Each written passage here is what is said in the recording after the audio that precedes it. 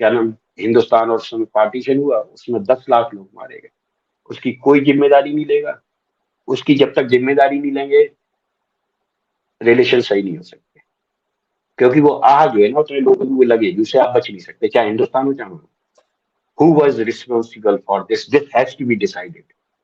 चाहे वो international court of justice करे, चाहे हिंदुस्तानी कोर्ट करे, चाहे आपकी कोर्ट करे, इसका डिसीजन होना चाहिए हु वर रिस्पॉन्सिबल। उसमें चाहे जिन्ना साहब थे, चाहे नेहरू साहब थे, चाहे गांधी साहब थे, चाहे मैं था, एटलीस्ट मालूम होना चाहिए किसने कौन से गुनाह किए। एक ही है हुआ क्या उस, अच्छा अब अलग हुए ना, उसमें भी एक चीज बता दूं, अलग हुए ना एक तरह से बहुत अच्छा हुआ अलग। उसका कारण क्या बता दो, जो रेडिकल इस्लाम था वो जिन्ना साहब के साथ, जिन्ना साहब नहीं चाहते थे, जिन्ना साहब को बाद में अफसोस हुआ इस चीज का, मेरे साथ साले कौन आ गए वे, मैंने ये तो सोचा ही नहीं था। तो वो जो कट्टर वाले थे ना वो सब इधर भाग के आ गए, और यही नहीं, भाग के ही नहीं आए, उन्होंने कब्जा भी किया, बिकॉज देवर इंफ्लुएंशियल। अब वो सारा कुछ गुड़ गोबर हो गया। अब उनको रहने के लिए ना, either you need to have a competence, accountability, आप करके दिखाओ, और नहीं करके दिखा पाते तो जिस पॉइंट से आपने शुरू की थी प्रॉब्लम सॉल्व करने के लिए, उसी पॉइंट पे दोबारा पहुंचना पड़ेगा, क्योंकि आगे तो कोई पॉइंट आ ही नहीं रहा है। हेलो एंड वेलकम फ्रेंड, मैं हूं मुजफ्फर चौधरी और आप देख रहे हैं हमारा यूट्यूब चैनल परफेक्ट रिएक्शन। दोस्तों, आज हम पाकिस्तान और इंडिया रिलेशन के ऊपर बात कर रहे हैं, और हम आज हमारे साथ बुशान जी हैं। ये आर्किटेक्ट हैं और इनकी गहरी नज़र है पाकिस्तान इंडिया रिलेशन पर। तो welcome to the show sir. Thank you Muzaffar भाई, आदाब। Thank you ji. कैसे हैं आप सर? और थोड़ा सा बताइएगा कि आपके यहाँ पर वेदर कैसा है? मैं देहरादून में हूँ। देहरादून में तो स्कूल अभी पंखा नहीं चल रहा है, आप देख सकते हो, शायद थोड़ा पंखा दिख रहा है पर पंखा चल नहीं रहा है। तो इट्स फैंटास्टिक वेदर, बढ़िया है एकदम। बाहर निकल जाओ तो शायद हल्के स्वेटर की भी जरूरत पड़ेगी, ये है। बड़ा आपका और प्लेजेंट बाकी वेदर है, और ऐसे ही आप खुद भी, आपका जो मूड है बड़ा अच्छा मुझे लग रहा है। तो सर, आज आपसे हम जानेंगे कि पाकिस्तान और इंडिया के ताल्लुकात जो हैं, इनमें खराबी कब से शुरू हुई, और ये खराबी की वजूहात क्या हैं, और बाद में आपसे ये पूछेंगे कि इनका हल क्या है। तो पहले स्टार्ट से हम शुरू करते हैं कि पाकिस्तान और इंडिया के हालात जो खराब होने कब से शुरू हुए थे?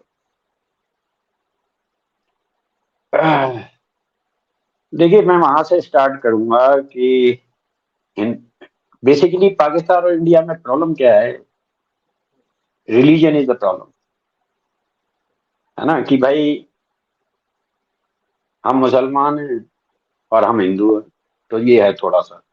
अब ये शुरुआत हुई कहाँ से, पहले तो ये देखना है, ये हुई फर्स्ट, वो कारण क्या था जिससे वो शुरू हुआ, जी। और खत्म कैसे होगा इस चीज को, इस चीज का मैं सॉल्यूशन नहीं देने वाला। हम्म। मैं आपको पूरी किताब खोल के दे दूंगा, उसमें से जो आपको निकालना है वो निकालिए। जैसे कुरान होती है ना, गीता होती है, उसमें से जी जी। आपको चूज करना है, आप उसमें से चूज कर लो कि औरत को मार सकते हैं, उसमें ये भी चूज कर सकते हैं कि औरत का पूरा हिस्सा है और उसकी इज्जत करनी चाहिए। दोनों चीजें लिखी हैं, ये हिंदू में भी है, क्रिश्चियनिटी में भी है, और इस्लाम में भी है। मतलब थोड़ी सी सख्त बात है और थोड़ी सी इंस्पायरिंग बात है, दोनों चीजें होती हैं हर धर्म में। जी जी। wisdom is what you choose from it, you know, because all religious books actually are open to interpretation. It is not mathematics, दो और दो चार ही होगा। जी Your interpretation of Allah and my interpretation of Allah can be different, but they should both be beautiful, that is all। ठीक है ना। जी sir. अब आते हैं कि हमने इस, देखिए भाई, ये तो बहुत पहले की अगर बात करो तो चलो हिंदुओं की धरती थी, और हमने मुसल इस्लाम के बारे में सीखा कैसे, जो मेरे उम्र के होंगे वो सभी जानते होंगे, और मेरे ख्याल से नए बच्चे भी जो है ना वो इस दौर से गुजरे होंगे जिससे मैं गुजरा हूँ। इस्लाम का इंट्रोडक्शन मेरी लाइफ में पहली बार हुआ था अलादीन, अलादीन का चिराग। अच्छा। हालांकि मैं मुस्लिम में तो बीच रहता था, मेरे पड़ोसी का नाम था हाजी हुसैन। मैंने ऐसा नाम आज तक सुना नहीं, पर वो मुसलमान था, हाजी हुसैन। आप जान सकते हो ज्यादा क्या है। तो मेरी और उसकी खूब बनती थी, हम दोनों छोटे छोटे थे, दूसरी या तीसरी में पढ़ते थे, लेकिन ये नहीं मालूम था कि ये इस्लाम में है, इसका धर्म अलग है। क्योंकि छोटे बच्चे को इतना मालूम भी नहीं होता और हमारे यहाँ सिखाया भी इतना नहीं जाता। लेकिन अलादीन की जब कहानी पढ़ी तब समझ में आया ये अरब की कहानी है, इस्लाम ऐसे है, ये है, लेकिन वो बहुत खूबसूरत इस्लाम था उसमें। अ, उसके बाद कई फिल्में भी बनी हैं अलादीन पे। दूसरा है अली बाबा 40 चोर। ये दो कहानियां ऐसी हैं जो हमें बचपन में इस्लाम से ऐसा जोड़ देती है ना कि वो टूट नहीं सकता, है ना। ये जरूर हो सकता है कि जब वो बड़ा हो बच्चा और जब वो रियल इस्लाम देखे तो उसे ये कोफ्त हो कि इतना सुंदर अली बाबा, ये ऐसा कैसे हो सकता है। वो हो सकता है, वो कोफ्त हो सकती है। बट वो हमारे इंडिया में ये जो दो कहानियां है ना, इससे इंट्रोडक्शन होता है यूजली बच्चे का इस्लाम से, क्योंकि छोटे पे हम बताते ही नहीं है कि बेटा इससे अलग रहना, उससे अलग रहना। तो इंट्रोडक्शन इन दो चीज से होता है। तो बहुत खूबसूरत, जैसे जैसे ना फूल खिलता है, वो बहुत सुंदर फूल खिलता है। उसके बाद जी। आती है 8वीं से लेकर फिर आगे हिस्ट्री शुरू हो जाती है। हम्म, जब हिस्ट्री शुरू होती है तब उसमें कुछ ऐसे, क्योंकि वो एज ऐसी होती है करीब 12-15 साल की, उसमें बच्चा इधर भी जा सकता है उधर भी जा सकता है। तो उसमें वो पढ़ता है, फिर उसका इंट्रोडक्शन पहली बार होता है। जो मैं बता रहा हूँ, ऐसे तो इल्तुतमिश से ऐसे जी करके जी शुरू करो, ऐसे तो बहुत चीजें चलेगी। मैं मेन आइटम बता दे रहा हूँ। जी जी जी जी। सबसे पहला जो इस हाँ, एक तो कुतुबुद्दीन ऐबक और ये थे। फिर उसके बाद जो पहला नाम जिसे इंडिया गौरव से हम याद करते हैं, उसे अपना वो मानते हीरो है, रजिया सुल्तान। मेरे ख्याल से 2 या 3 ही मुल्क हैं जिसमें इस्लाम में लेडी सुल्तान बनी, उसमें एक हिंदुस्तान भी है, और इस बात पर मुझे गर्व है। जी उसके बाद बीच में स्लेव डायनेस्टी और ये सब आए, वो सब इतना रहा नहीं, इतना कुछ। लेकिन हाँ, ये जरूर है कि उस समय भी हिंदुस्तान में जो इंटेलेक्ट है ना, द ब्यूटी ऑफ इंटेलेक्ट, वो यहाँ पर पहले भी थी। और जबकि 200-300 साल हो चुके थे, लेकिन वो इंटेलेक्ट की ब्यूटी उस समय भी थी। हम्म, चाहे रजिया सुल्तान हो, चाहे कुतुबुद्दीन ऐबक हो, they like the beauty of knowledge. Knowledge की एक सुंदरता होती है ना। जी जी बिल्कुल। तो वो जो सुंदरता है वो हमारे हिंदुस्तान में तो शुरू से रही, लेकिन बाद में जब मुगल आए, एक दो बाबर और ये, इनकी तो ज्यादा हिस्ट्री नहीं है, उनको तो ये मानते हैं वो आए अटैकर थे, ये सब थे। लेकिन जब अकबर आए, अकबर महान कहते हैं हम उनको, जी द जी ग्रेट अकबर, और ये हिंदुस्तान ने भी उनको ये टाइटल दिया है। और ये ऐसा शख्स है जिसको हमने पाकिस्तान से छीना है। हम तेरे को देंगे ही नहीं, ये हमारा हम्म, है ना। We feel proud that Akbar was our ruler. Pakistan will not feel pride so much, I am guaranteeing you. जी बिल्कुल सही कह रहे उसकी खास बात क्या थी, आप ये सोचिए, मुसलमान होते हुए उस बंदे ने नया धर्म खोल दिया, दीन इलाही। आज की हिम्मत है, आपके इमरान खान में हिम्मत नहीं होगी एक नया धर्म खोल दे। हैं, कोई नहीं कर सकता ऐसा। वो वो ताकत उसे दी थी इस जमीन ने। इस जमीन में ऐसा है ना, इसमें इसमें सेकुलर घुसा हुआ है। We will love everyone unless until you don't give us a right. हमने कभी भी नहीं कहा तुम लोग भाग जाओ। अंग्रेजों को बोला because they were not giving us equal right. जहां हाँ, तुम राजा बने रहो, प्राइम मिनिस्टर, तुम लोग, टेंशन नहीं है। लेकिन मैं सड़क पे चली तो मेरे साथ ये ना हो कि ये गोरा है, ये काला है, अंग्रेजों ने ये किया, इसलिए उनकी लात मार के भगा दिया गया। नहीं तो वो भी रहते यहाँ पर, जैसे हमने इस्लाम को अपनाया वैसे इसको भी अपनाते। जी खैर, लेकिन ये है, लेकिन अकबर का खासियत ये है, कुछ भी कहे, कई मेरे दोस्त हैं हिंदुस्तान में, वो कहते हैं इन लोगों ने हम पे राज किया। टेक्निकली देखा जाए तो देवर रूलिंग, रूलिंग तो अभी भी चल रही है, वो किसी और की है, बस साइकोलॉजी कहला है कि अब हिंदू है, उस समय मुसलमान। कोई कुछ भी कहे कि अत्याचार हुए, मैं मान नहीं सकता अकबर के जमाने में अत्याचार हुए। उसने लड़ाइयां लड़ी, लड़ाई में तो देखो हिंदू और मुस्लिम सब मरते हैं। जी जी बिल्कुल। वो तो दोनों साइड के शहीद हुए ना, कायदे में तो दोनों साइड के शहीद हुए ना, जी है ना। लेकिन अकबर के जमाने में हमारी रामायण जो है ना, वो संस्कृत में है। अकबर के जमाने में तुलसीदास ने रामचरितमानस लिखी, जो हर आदमी पढ़ सकता था। जिसको भी हिंदी आती थी, अवधी जिसे हम बोलते थे, अवधी में लिखी है उन्होंने, जो कि नॉर्दर्न हिंदी, उसमें उसने लिखी संस्कृत से। And it is most popular religious book along with Gita. मतलब इसमें ये डिफरेंशिएट करना मुश्किल हो जाएगा किसके घर में कौन सी मिलेगी, मतलब ये एक में से एक जरूर मिलेगी, तो 50% तो श्रेय जाता ही है। And that is written by Tulsidas in the very same time when Akbar was there. आप कोई भी इतना प्यार उमड़ के उस किताब में, रामायण में प्यार ही प्यार है। वो रावण से लड़ाई वो एक अलग चीज है, बट उसमें प्रेम है, उसमें गुस्सा नहीं है।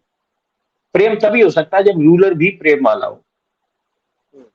अगर रूलर खराब होगा, आप कविता लिखोगे ना, तो उस कविता में वो आपका जोश नजर आएगा। अगर किसी कविता में जोश नजर आ रहा है, किसी कवि ने लिखा है, तो वो उसका मारा हुआ है, कुछ हुआ जरूर होगा तो ऐसा लिखा है।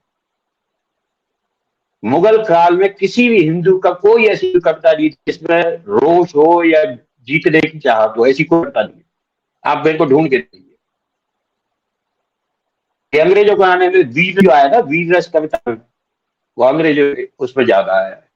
वो भी बाद में झांसी की रानी वगैरह, वो तो चलो उस पे अंग्रेज पे ही थी, वो भी अंग्रेज से ही लड़ी, तो वो वीर रस है, लेकिन वो अंग्रेज से लड़ी। लेकिन ये नहीं है कि वैसे तो राणा प्रताप का है एक आध दो जगह, वो भी बाद में लिखी गई है। राणा प्रताप पे जो वीर रस लिखा भी हुआ है कि उसने मतलब जो भी है, उसके बाद में बहुत अच्छी अच्छी कविता है, पर वो बाद में लिखी गई है अंग्रेजों के जमाने में, उस समय कोई नहीं थी। तो तुलसीदास हो गए, वो every Indian will know that. तो एक रजिया सुल्तान हो गई जो 1236 में थी। उसके बाद अकबर, अकबर महान, वो 1500 1550 मान लो उसको, मतलब करीब 1565 से 1604, 50 साल के करीब इन्होंने राज किया। उसी बीच में 1564 से लेके और 1600 तक ये तुलसीदास हुए हैं, कबीर हुए हैं, और एक रहीम हुए। कबीर के दोहे आज भी लोग याद करते हैं। मतलब जैसे करत करत अभ्यास के जड़वत होत सुजान, रसरी आवत जात के सिल पर परत निशान। मतलब करने, अभ्यास करने से मूर्ख भी विद्वान हो जाता है। जैसे रस्सी बार बार चले ना, तो पत्थर पे भी निशान बना देती है। जी तो बिल्कुल। ऐसे विचार रखने, हाँ, इस तरह के विचार रखने वाले ऐसे पोएट, कबीर हमारे महानतम, उसमें से उसमें लोग पीएचडी करते हैं। अंगूठा छाप था वो, वैसे वैसे देखा जाए तो संस्कृत का विद्वान था, लेकिन ये वैसे तो कुछ भी नहीं था। तो आज उस पे लोग पीएचडी करते हैं। ठीक है। रहीम मुसलमान, सेनापति भी रह चुका था वो मुगल का। एक बार शायद ऐसी कहावत है, या मैंने पढ़ा भी एक दो जगह, कि राणा प्रताप के भाई ने उसकी बेटियां ले आया अगवा करके। तो राणा प्रताप ने कहा, क्या ये बदतमीजी है, लड़ाई हमारी उससे है, बच्चियों से नहीं है, वापस कर, और इज्जत के साथ वापस कर। जब वो वापस गया तो रहीम काफी उससे प्रभावित हुए, और धीरे धीरे रहीम कृष्णा के फॉलो हो गए, फॉलोअर हो गए कृष्णा के। मुसलमान था, मुसलमानियत नहीं छोड़ी, था वो इस्लामिक थी, लेकिन वो कृष्ण का फॉलोअर होगा, और इतना बढ़िया कवि निकला जिसका कोई जवाब नहीं। आज हम उसके, उस पर पीएचडी होती है, इसके छोटे छोटे दोहे हैं, लेकिन इतने का उसको, वो संस्कृत का ज्ञाता था रहीम। सोचिए संस्कृत का, आज कोई आपको, आपके पूरे पाकिस्तान में कोई संस्कृत कहे, एक शब्द भी, एक श्लोक भी शायद बोल दे, तो हम जो काम किया करते थे, शीशा डाल देते थे, आप शीशा डाल दो। ये फर्क कर दिया। ये मैं अभी उस पे आऊंगा, ये फर्क आ कैसे गया इतना बड़ा। जिस इस्लाम ने हमें कबीर दिया, तुलसीदास दिया, आज उसी इस्लाम को ऐसे बेइज्जत हो रहा है। उसमें हम भी शामिल हैं, सब हम शामिल हैं। और एक चीज हिंदुस्तान को, चाहे मैं तो ये मानता हूँ, हिंदुस्तान में भी 25 करोड़ मुसलमान हैं, और अगर वो बेइज्जत हुए तो भले चाहे मैं ये कहता हूँ कि मेरी एक कुन्ना ही गंदा है, लेकिन गंदा तो गंदा ही है, दाग तो लग ही गया ना। तो हमारा इस्लाम सुंदर होना चाहिए, तभी मेरा देश सुंदर होगा। नंबर 2। ठीक है। बाकी उसके बाद जहांगीर साहब आए। जहांगीर ने भी, जहांगीर को हम लोग हिंदुस्तान, मेरे ख्याल से कोई ऐसा नहीं होगा जो जहांगीर को न जानता हो। जिसने आर्ट में, आर्ट और कल्चर में, खास तौर पे वोकल आर्ट में, वोकल आर्ट यानी शास्त्रीय संगीत, तानसेन उसके यहाँ राधा, तानसेन को वो सलूट मारता था। मतलब कला की उसकी इतनी, इतना बड़ा कदरदान। मेरे ख्याल से अरब में तो हमने अली बाबा वगैरह में तो ऐसे कल्पनाओं में तो देखा है हमने, जी जी लेकिन इतना बड़ा सुल्तान, या जैसे हमारे यहाँ तो खैर मुगले आजम ने कहते थे, लेकिन इतना बड़ा कैसे हो सकता है आदमी की जो आज को इतना प्यार करे। हम्म, जहां आजकल इस्लाम में म्यूजिक करना साला गुनाह, और वो म्यूजिक को बढ़ा रहा है, तानसेन साहब और अच्छा गाओ और अच्छा गाओ। तो अब भी सोचिए, अगर अगर आज जहांगीर होता, I don't think he can afford to do that, है ना। तो फिर उसके बाद शाहजहां आए। शाहजहां तो और भी, उन्होंने आर्किटेक्चर में बोला ठीक है तुम वोकल में कर रहे हो, हम डिस्प्ले आर्ट पे करेंगे। जी in display art Shahjahan was top in whole this century. जो 20वीं सदी बीती है 1100 से लेकर 2000, इस पूरे सेंचुरी में जो ये तीन कैटेगरी है, अकबर वाज यहाँ से, Jahangir was from art vocal, और Shahjahan was in tangible art, जिसे हम छू सकते हैं। ताजमहल उसने बनाया। जी अब जहां से ये उठा इस्लाम, ताजमहल नहीं बना पाया। जो कई, वैसे तो 8वां अजूबा लिखित में है, लेकिन कई लोग कहते हैं ये 7वां अजूबा है, and it is only in India, and I am proud of this. Islam has given my country the best building of medieval world. Pakistan को कह दिया ठन गोपाल। मैं पाकिस्तान में बताऊंगा भी आपको कि काफी उसने इस्लाम ने काफी चीजें बनाई शाहजहां ने, तो बहुत सारी यहाँ पर हाँ, शाही वो तो मैं मस्जिद भी बनी। एग्जाम्पल एक एक बता रहा हूँ कि जी, हाँ, नहीं उसका, ये आप शाही किला हुमायूंस भी है। टूम्ब जो है वो, हाँ, नहीं हुमायूंस टूम्ब भी अपने आप में आर्किटेक्चरल मार्वल है, जो दिल्ली में है हुमायूंस टूम्ब। मैं तो उस पे जी रिसर्च भी की है, उस पे फिल्मोग्राफी भी की, तो वो तो it's also one of the Marvel, it is in the UN के वर्ल्ड हेरिटेज में। तो कई है ऐसे, लेकिन मेरा कहने का मतलब ये है कि ये बाहर क्यों नहीं हुआ,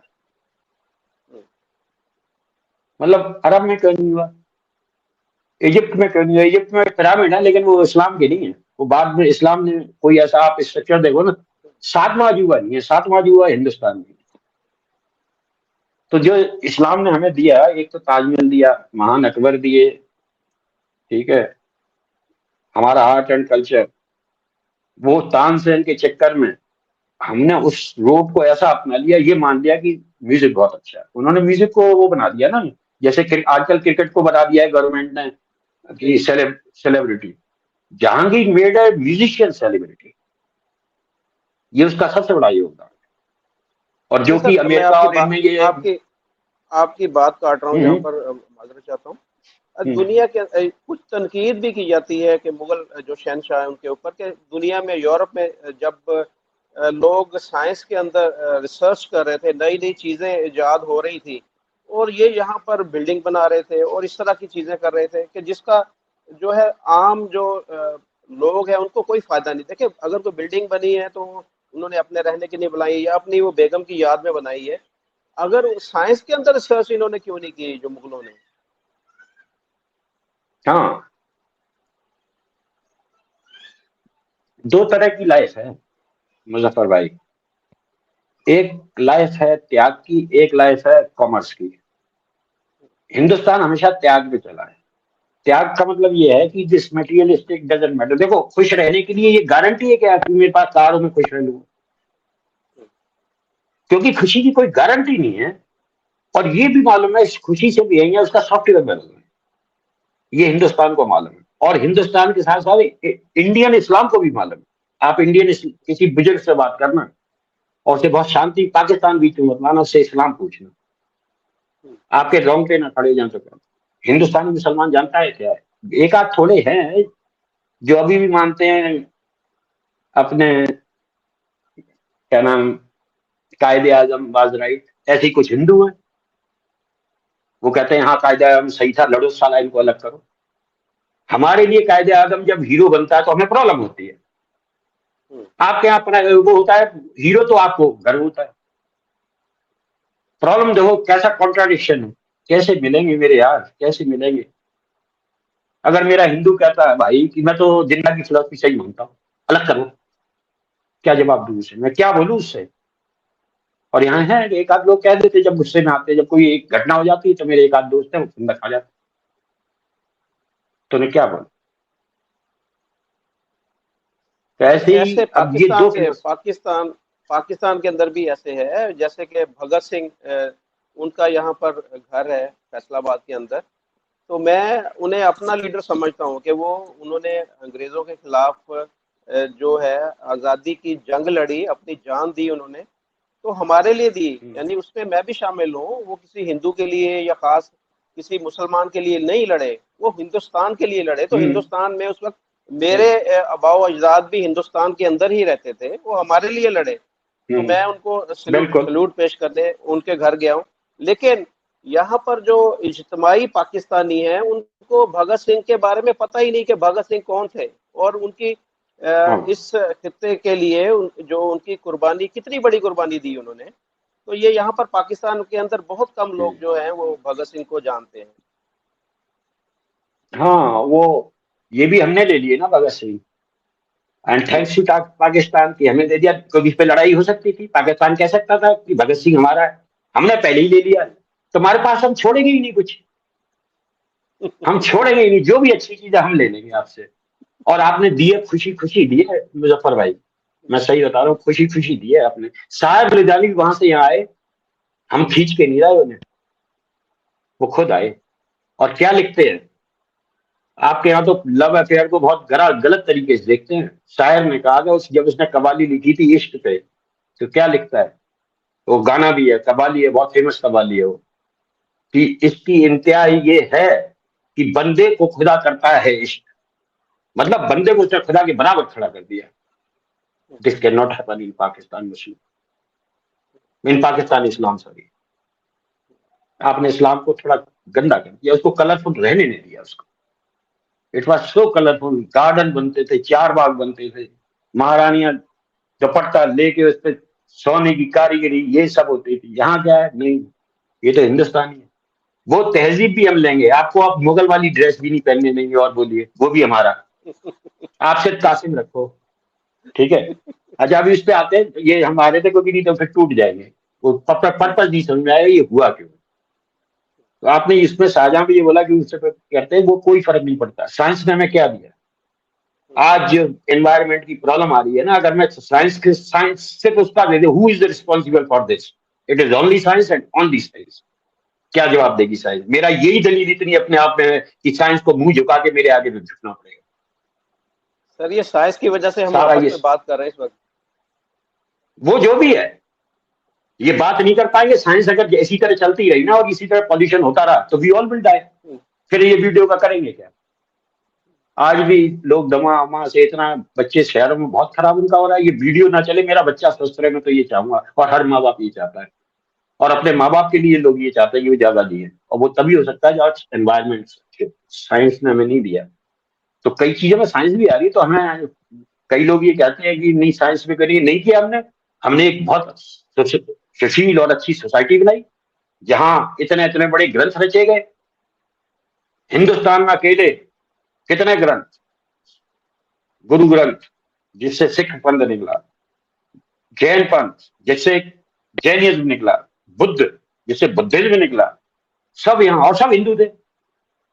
हमने बोला अच्छा ये नया बना रहे, नया कंसेप्ट है लाइफ का, करो यार, ये भी आइडिया गुड है। तो हम लोगों को ये है, हम लोग इजाजत देते हैं। खैर चलो वो तो एक अलग चीज है, लेकिन ये पक्का है कि जिस के राज में हमें बोलने की सारी आजादी हो, जिसमें हम खुदा को और आदमी को बराबर रख सकें, वो चली हमारी काफी दिनों तक।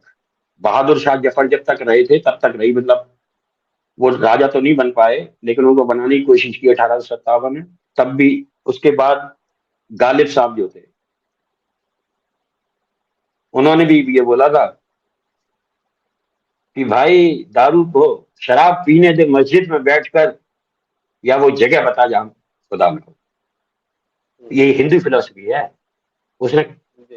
उसने अपने शेर में ऐसी बात कह दी ना, हिंदू गदगद हो गया, यार यही तो हम कह रहे थे कि वो तो हर जगह है, और है हर जगह।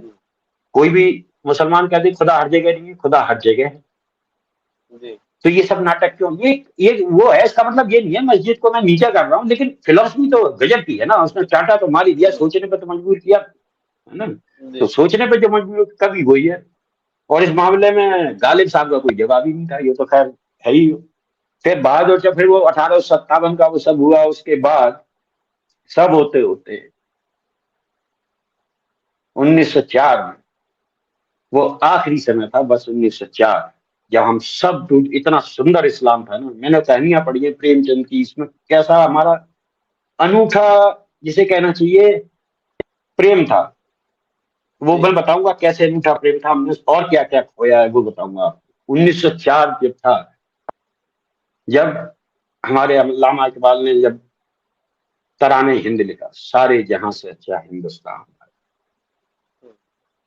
ऐसा गाना जिससे मतलब ऐसा लगता है किसी ने दिल से बोला है कि ये मेरा देश है और इससे सुंदर हो ही नहीं सकता। ऐसा सोचने वाला आदमी, कई बार मुझे रोना आता है, मेरे भाई कैसे इतना अलग हो गया।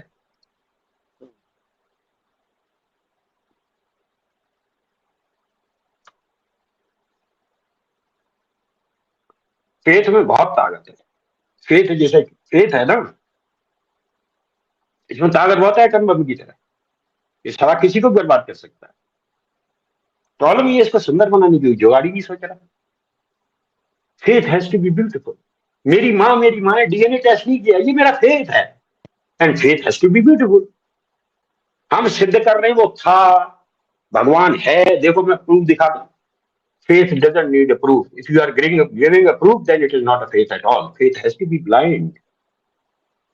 भगवान है तो है ना, मैं बोल रहा हूँ बस बात खत्म हो गई। मेरी माँ है तो है ना, खत्म। मैं नहीं मांगता डीएनए टेस्ट। फेथ ऐसी चीज है, faith is very powerful, but it can be very devastating too, and that happened in Pakistan. और वही भाई है, वही सब है। लेकिन और हमारे यहाँ भी थोड़ा सा हो गया है, हमारी भी गलती है, हम उनको उंगल करते रहते हैं तो वो भी थोड़ा कहते हैं अच्छा बेटा हम भी दिखाते हैं, तो सब ऐसे ही चल रहा है। तो जब अलामा इकबाल ने वो चीज, तब हम लोग चरम पे थे उस समय। Allama Iqbal became hero within months, जबकि न्यूज़पेपर बहुत कम होते थे। Every newspaper carried his this, जो उन्होंने लाहौर में एक्चुअली एक लाहौर में उन्होंने कविता गाई थी। तो लेकिन पता नहीं क्या हुआ, 1906 में मुस्लिम लीग बन गई। जैसे ही मुस्लिम लीग बनी, लोगों का ये हो गया, मुस्लिम कोई पार्टियां और भी थी ना, वो नाम उसमें मुस्लिम लगा दिया। तो उससे क्या है, थोड़ा थोड़ा ना इतना ज्यादा हो गया उसमें कि कांग्रेस पावरफुल थी, और कोई भी आदमी ये नहीं चाहता था मैं इससे कोई ऐसी पार्टी बताए जिसका नाम हिंदू हो, वो तो चलनी नहीं थी वैसे भी, क्योंकि कांग्रेस वाज वेरी पावरफुल। लेकिन ये जरूर हुआ कि बनारस हिंदू यूनिवर्सिटी बना दी, उसमें हिंदू वर्ड ऐड कर दिया। और जैस ये हो गया करीब 10 साल बाद, 2006 में हुई, 10 साल में वो धीरे धीरे कैसे पकता है खून, ये देखो आप। पकते पकते बनारस हिंदू यूनिवर्सिटी, करते करते उसके एग्जैक्टली 10 साल बाद अलीगढ़ यूनिवर्सिटी, अब तो हमारी यूनिवर्सिटी भी होनी चाहिए।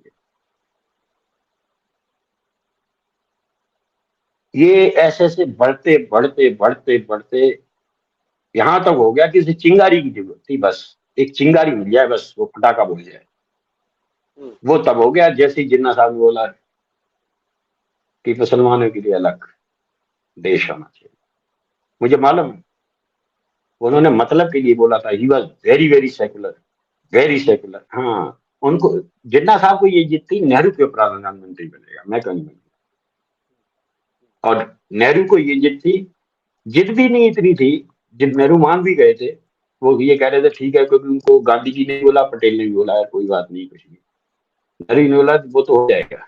लेकिन आप ये ध्यान रखिए इस चीज में, आप इतना ज्यादा फेवर कर रहे हो मुसलमानों को कि इसमें हो सकता है प्रॉब्लम आ जाएगी, हिंदू भड़क जाएगा। क्योंकि क्या, गांधी जी को वैसे ही कुछ लोग बहुत नापसंद करते थे क्योंकि वो फेवर ज्यादा करते थे। इसे कहते हैं जो फेवरेटिज्म है ना, ये भी एक तरह का रेसिज्म है। इससे क्या है, आप क्या करते हो, कुछ लोगों को उनके खिलाफ कर देते हो। मुसलमान की गलती नहीं, लेकिन मैं मुसलमान की साइड ले रहा हूं तो मेरे को मार देंगे, है ना। तो फेवर करना भी एक फेवर करने के लिए भी ना आपको ऐसे फेवर करना चाहिए व्हेन यू आर रूलर कि उसमें दूसरे को ये ना लगे कि अच्छा उसको ज्यादा दे रहे हो। वो नहीं होना चाहिए, किसी भी सोसाइटी में नहीं होना चाहिए। खैर चलो ये अलग बहस है, मैं उस पर नहीं आता हूँ।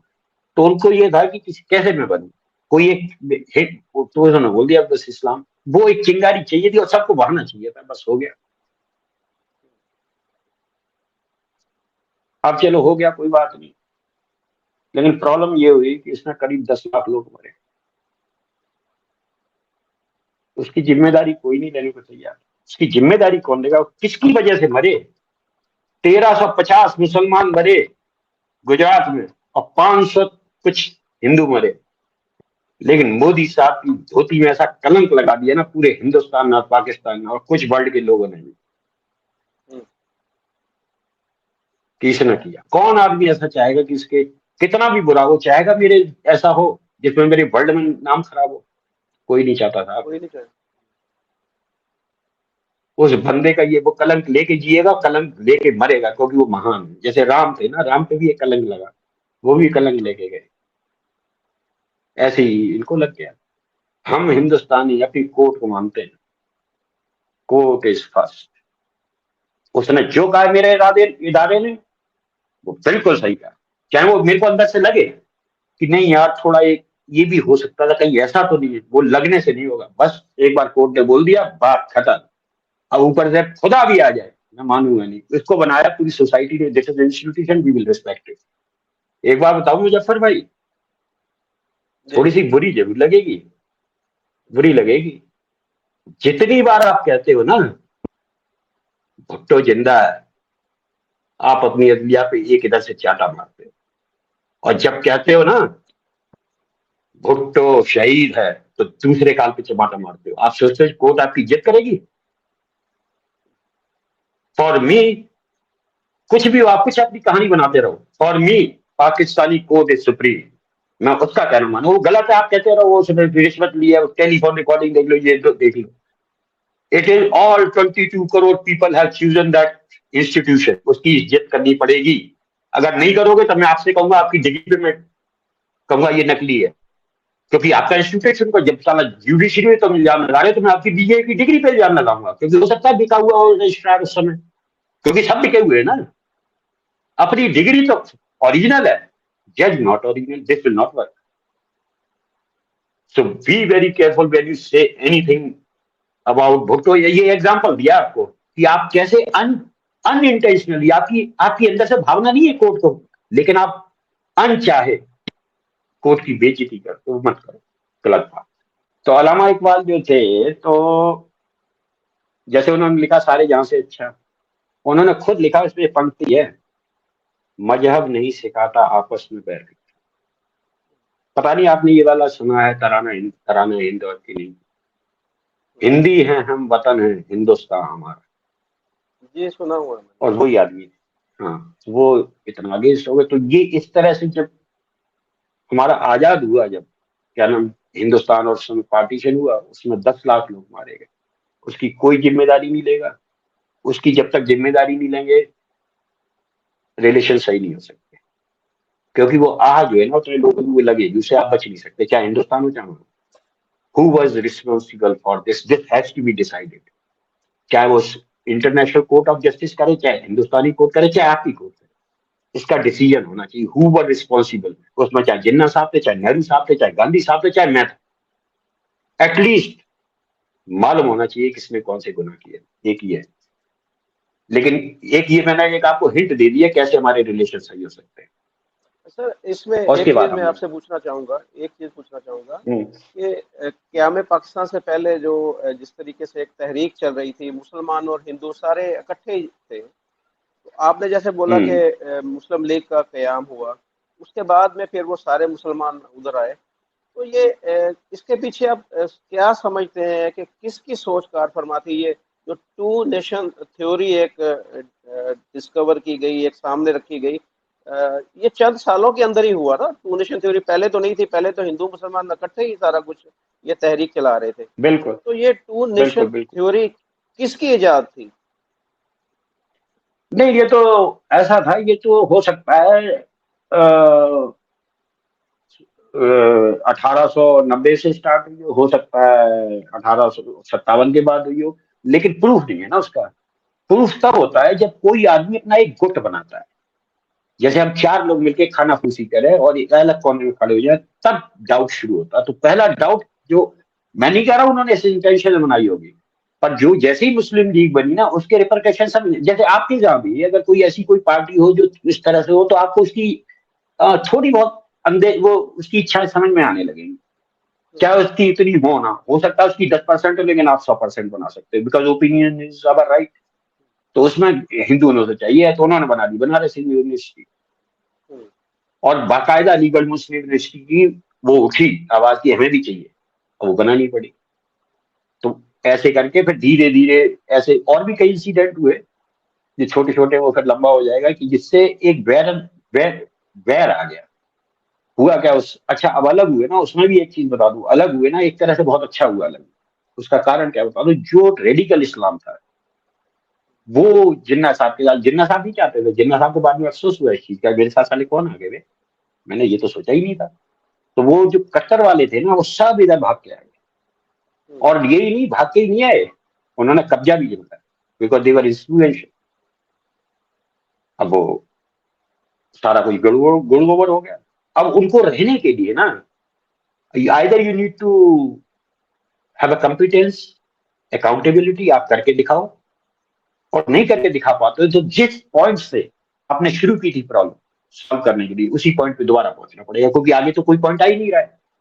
तो आप बार बार वहीं पहुंच जाते हो, इस्लाम, क्योंकि आप सिद्ध करना है कि आई एम राइट।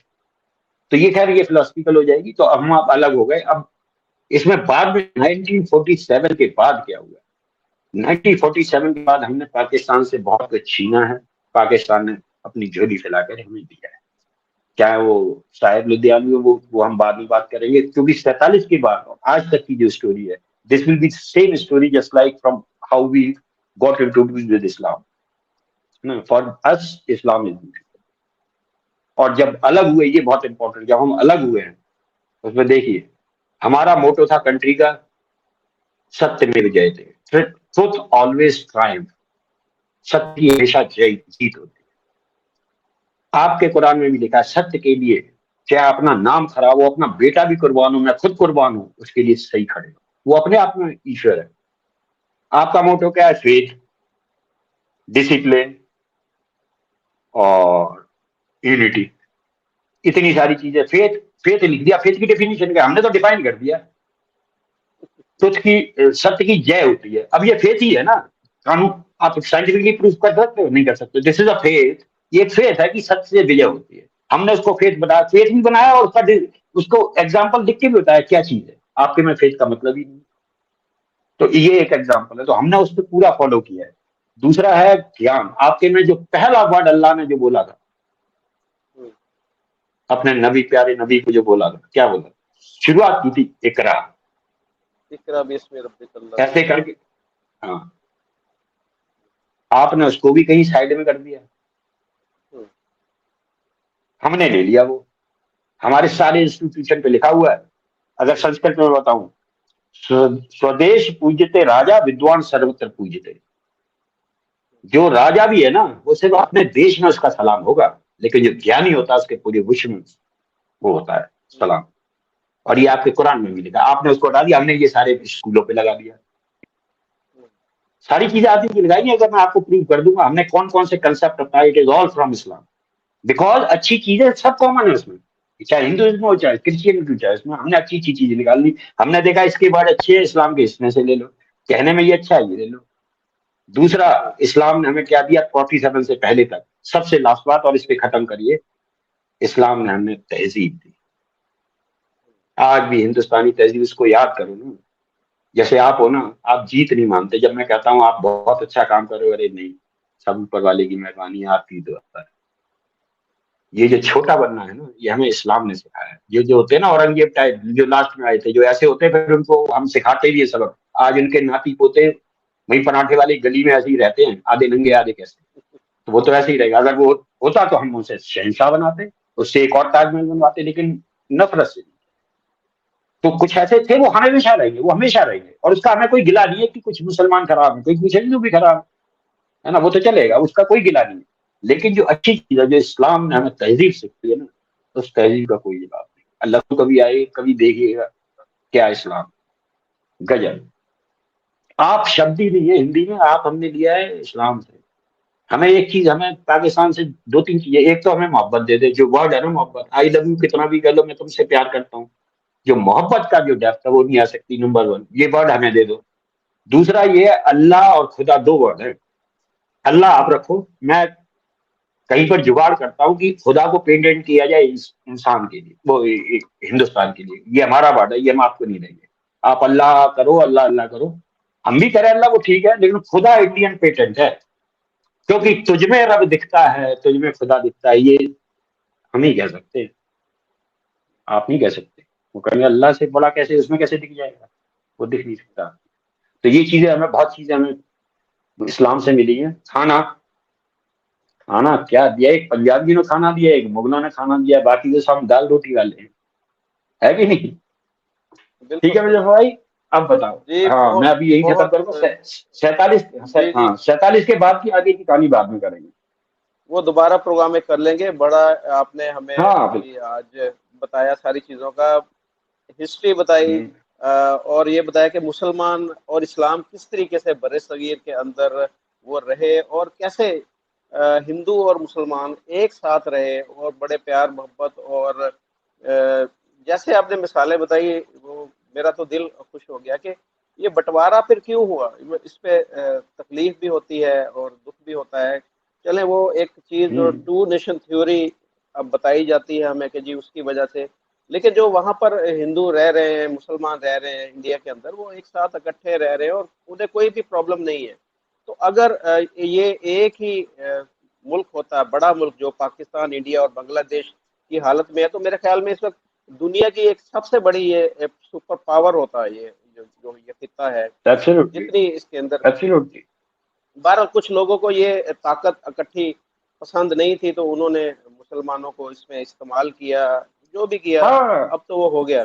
बिल्कुल, अब तो हो गया, अब उसका बहरहाल कोई जी। तरीका, अब तो ये है कि हम अच्छी तरह जी रह सके, क्योंकि उस वक्त जी नुकसान क्या है ना, मेरे को प्रॉब्लम नहीं है पाकिस्तान से, मुझे कोई दोस्ती नहीं करनी।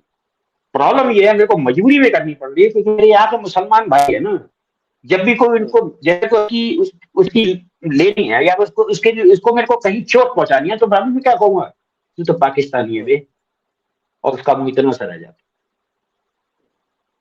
मतलब हम यहाँ मजाक बना सही कह लेते हैं रहे कई बार, कि ये नहीं होना चाहिए ना, वो मेरे देश का वासी है, मेरा भाई है, लेकिन कभी खुंदा काटी, जैसे बीवी को भी हम कह देते हैं गुस्से में, जबकि उसे इतना प्यार करते हैं, तो निकल जाता है। हैं। तो वो ये इसलिए होता है क्योंकि हमारे रिश्ते अच्छे नहीं है, रिश्ते अच्छे हो जाए, हमें तुम बिल, मत करो यार, ट्रेड मत करो, कुछ मत करो, बिल, एक दूसरे की बिल्कुल प्यार से सेम बनो। सेम सिचुएशन यहाँ पर है। यहाँ पर जो हिंदू भाई हैं हमारे, उनको भी ये बोला जाता है कि तुम इंडियन हो, तो वो भी कहते हैं कि यार हम पैदा यहाँ पर हुए, हम रहे यहाँ पर, जवान यहाँ पर हुए, हमारी शादियां यहाँ पर हुई, हमारे बिजनेस कारोबार हर चीज यहाँ पर है, तो लेकिन हमारे ऊपर ठप्पा इन्होंने हम्म लगा दिया हुआ कि ये इंडियन है, तो हम तो भाई पाकिस्तानी है, तो हम कैसे आपको यकीन दिलाए कि हम बिल्कुल। पाकिस्तानी हैं, हम इंडियन नहीं है। तो ये यहाँ पर भी यही सूरत इसीलिए, हाल है। हाँ, इसीलिए लड़ाई से मेरे को डर नहीं है, एटम की लड़ाई नहीं है, लड़ो जो भी करो, यहाँ का एक मुसलमान रोएगा ना, उसकी यहाँ लगेगी पाकिस्तान को, वहां जब एक हिंदू रोएगा तो हमें यहाँ लगेगी। तो हम ऐसा रिश्ता बनाएं कि ये जो हिंदू मुस्लिम है ना, इस ये हमारे बहस से हट जाए, ये तो हो जाए पाकिस्तानी और हिंदुस्तानी, और खूब लड़े, तू पाकिस्तानी में मैं हिंदुस्तानी ज्यादा बड़ा, खूब लड़े, लेकिन ये ना हो कि हम मुसलमान हैं, हम बड़े हैं, और मैं कहूँ मैं हिंदू हूं, ये नहीं चलेगा। लड़ाई लड़ो, मिलिट्री को मेरी मिलिट्री अच्छी, ये सही है, उसमें धर्म, उसमें क्या है ना, दोनों तरफ चोट पहुंचती है, बहुत बड़ी चोट पहुंचती है, जब फेथ को पहुंचती है ना, उससे बड़ा दर्द कोई नहीं होता, क्योंकि इसकी दवाई भी नहीं है, वो तो सब यहाँ से हो रहा है, रॉन्ग नंबर ठूसने से। ये रॉन्ग नंबर ठूसना बंद करो, ठीक है। जी, बड़ी खूबसूरत बात की। इसी के साथ हम आज के प्रोग्राम को वाइंड अप करते हैं। बड़ा अच्छा लगा, बहुत ही मज़ा आया आपसे आज जो सारी गुफ्तगू करके। तो हमारे जो देखने वाले हैं, उम्मीद करता हूँ कि उन्हें भी ये सारा प्रोग्राम अच्छा लगा होगा। इसको हम कंटिन्यू करेंगे, इसके आगे जो 47 के बाद के जो वाक़यात हैं आज तक के, उसके ऊपर हम तफ़सील के साथ अपने नेक्स्ट प्रोग्राम में बात करेंगे। तब तक के लिए हमें इजाजत दीजिए, अपना बहुत ख्याल रखिएगा, हमारे चैनल को सब्सक्राइब कर दीजिएगा, वीडियो को ज्यादा से ज्यादा लाइक और शेयर कीजिएगा। अल्लाह हाफिज, नमस्ते। खुदा हाफिज, खुदा हाफिज, खुदा हाफिज, नमस्कार, खुदा नमस्कार। हाफिज।